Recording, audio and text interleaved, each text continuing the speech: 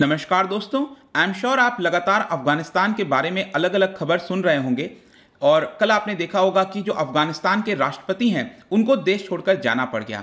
देखिए, ये जो खबर है ना, ये सिर्फ अफगानिस्तान के लिए बुरी खबर नहीं है। ऑफ कोर्स ये बात है कि जो अफगानिस्तान के अंदर लोग रह रहे हैं, काबुल सिटी के अंदर जो लोग रह रहे हैं, उनके लिए तो बहुत ही ज्यादा दुखद खबर है, लेकिन इस पूरे रीजन के लिए और मैं तो कहूंगा इस पूरे विश्व के लिए एक बहुत ही ज्यादा संकट का विषय है ये। क्योंकि आप समझ के देखिए कि अगर अफगानिस्तान के अंदर टेररिज्म जैसी एक्टिविटीज बढ़ेंगी, क्योंकि तालिबान आपको समझना है कि कोई एक बहुत ही वेल ऑर्गेनाइज्ड ऑर्गेनाइजेशन नहीं है।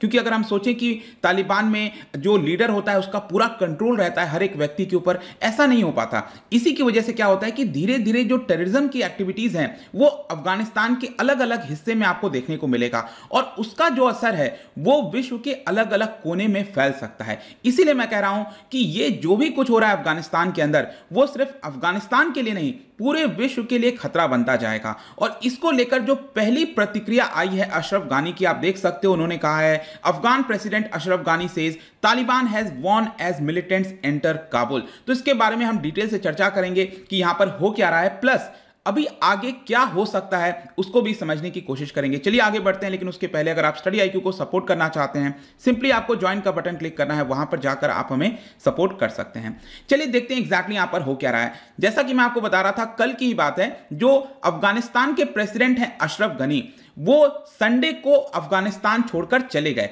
अब कहां चले गए एग्जैक्टली ये नहीं बताया जा रहा है, लेकिन उन्होंने अफगानिस्तान छोड़ दिया है। और आप कह सकते हो कि 20 साल के बाद जो तालिबान है वो अपना रूल करेगा अफगानिस्तान के अंदर। इसमें अब कोई डाउट नहीं होना चाहिए, क्योंकि यहां पर क्या हुआ है कि आशंका जताई जा रही थी कि क्या काबुल जो है वो कब तक कैप्चर कर लिया जाएगा। ये तो सबको पता था कि तालिबान जिस तरह से आगे बढ़ता जा रहा है, अलग अलग प्रोविंसेस के कैपिटल, मजरे शरीफ हो गया, अलग अलग प्रोविंसेस के कैपिटल अगर आप देखोगे कांदाहार हो गया, तो यह देखा जा रहा था कि काबुल कब तक बच सकता है। कुछ रिपोर्ट का कहना था कि 80 से 90 दिन लग जाएंगे, लेकिन यहां पर तो उसने लाइटनिंग स्पीड से, आप कह सकते हो, जिस तरह से पूरा जो एरिया कैप्चर किया है। जस्ट 4-5 दिन पहले की बात है, आप देखिए कि ये जो पिंक कलर का एरिया है ये सारा अंडर आ गया था तालिबान के अंडर, और बहुत ही कम एरियाज बचे थे ब्लू वाला जो है, जो अफगानिस्तान की सरकार है, फोर्सेज है उनके पास। लेकिन अब लगभग पूरा जो अफगानिस्तान है वो अब आ चुका है तालिबान के अंडर। और इसकी वजह से वहां पर जो लोग रह रहे हैं, जो आम नागरिक हैं, जिनको अपना जीवन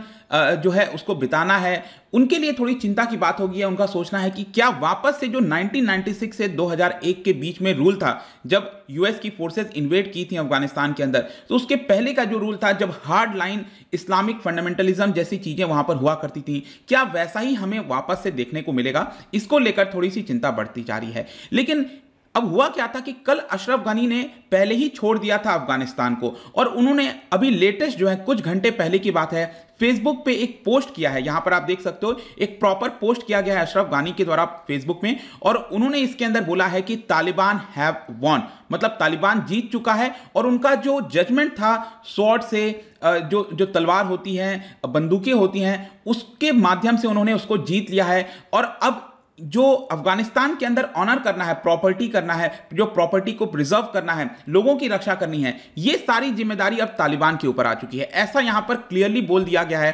अशरफ गनी के द्वारा। और यहां पर उन्होंने एक और चीज बोला कि they are now facing a new historical test.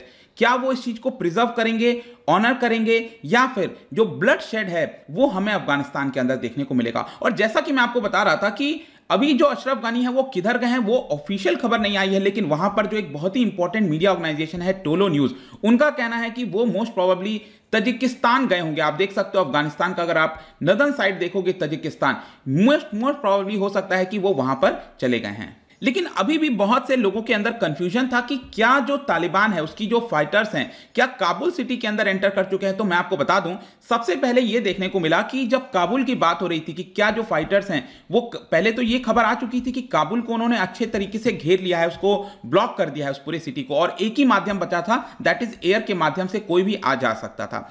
लेकिन सबसे पहले यहां पर तालिबान की तरफ से बोला गया कि हमने सभी को ऑर्डर कर दिया है, अपने फाइटर्स को, कि कोई भी काबुल सिटी के अंदर एंटर नहीं करेगा। ठीक है, पहले उनकी तरफ से यह बोला गया। लेकिन जैसा कि मैं आपको स्टार्टिंग में बता रहा था कि उनका प्रॉपर कंट्रोल नहीं होता है, क्योंकि ये एक ऐसा ऑर्गेनाइजेशन है जो कि बहुत सारे फ्रैक्शन से मिलकर बना है।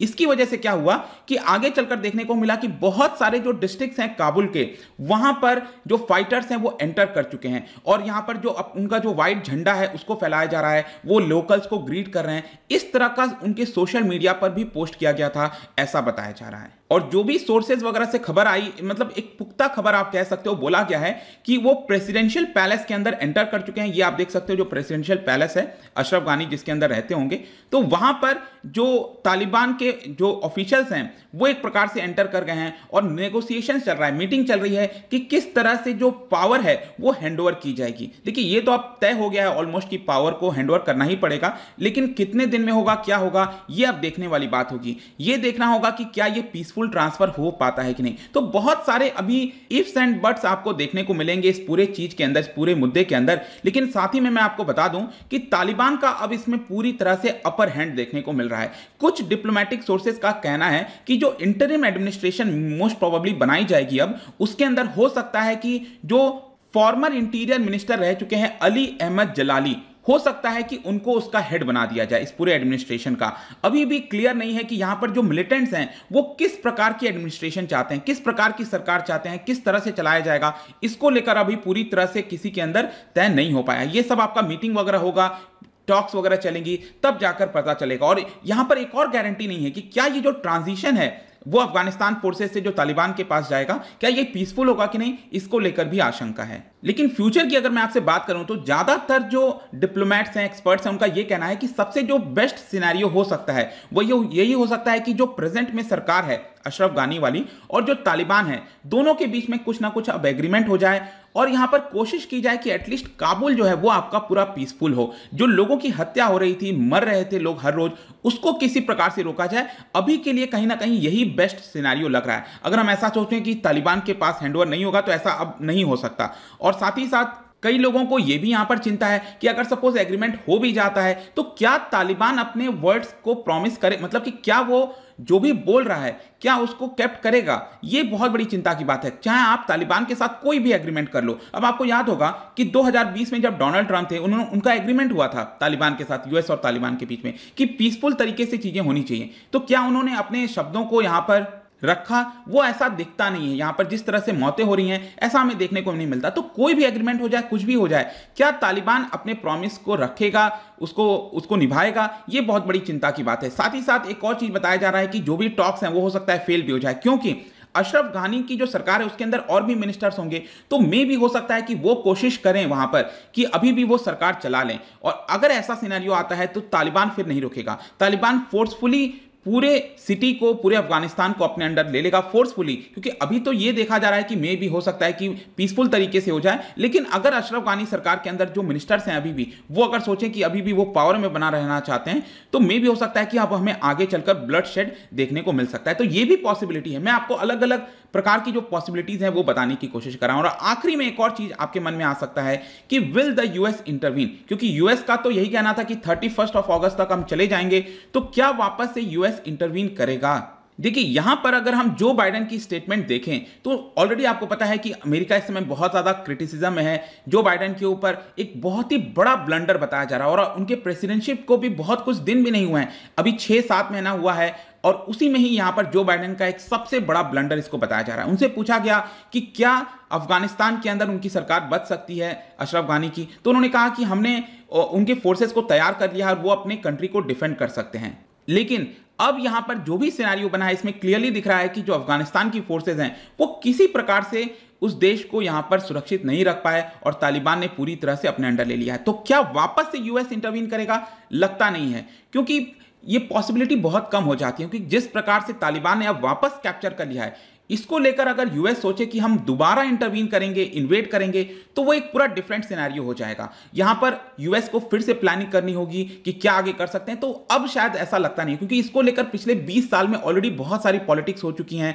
यूएस का जब भी इलेक्शन आता था तो ये अफगानिस्तान के अंदर एक बहुत बड़ा मुद्दा होता था। और जिस तरह का प्री मैच्योर डिसीजन लिया गया है जो बाइडेन के द्वारा, इससे क्लियरली साबित होता है कि यहां पर अब वापस से यूएस इंटरवीन नहीं करेगा मोस्ट प्रोबेबली। और अब देखिए, देखना होगा कि आगे किस तरह से टॉक्स चलती हैं तालिबान और अफगानिस्तान के फोर्सेस के बीच में। डेफिनेट सी बात है कि तालिबान तो अब इसको लेकर ही रहेगा और आगे ये भी देखना होगा कि कौन कौन सी सरकार इसको रिकॉग्नाइज करती हैं तालिबान के रूल को, कौन सी नहीं करती हैं, कब तक ये पूरा मुद्दा चलेगा, इसको लेकर हम लगातार आपके लिए अपडेट लाते रहेंगे। लेकिन जाने से पहले एक इंटरेस्टिंग क्वेश्चन आपके लिए, क्या आप बता सकते हो कि अफगानिस्तान कब आजाद हुआ था? Basically third Anglo Afghan war, ये एक ऐसा समय था जब यहां पर अफगानिस्तान को एक प्रकार से आप कह सकते हो आजादी मिली थी। तो ये कौन से वर्ष में हुआ था, ये आपको यहां पर बताना है। और इसका जो राइट आंसर है आपको बताइए, मेरे इंस्टा पे तो आपको मिलेगा ही, वहां पर अगर आप नहीं हो कोई बात नहीं, टेलीग्राम से भी आप इसका सही उत्तर ले सकते हैं। मैं कई सारे एमसीक्यूज यहां पर डालता रहता हूं स्टोरीज के फॉर्म में, आप जाकर प्ले कर सकते हो।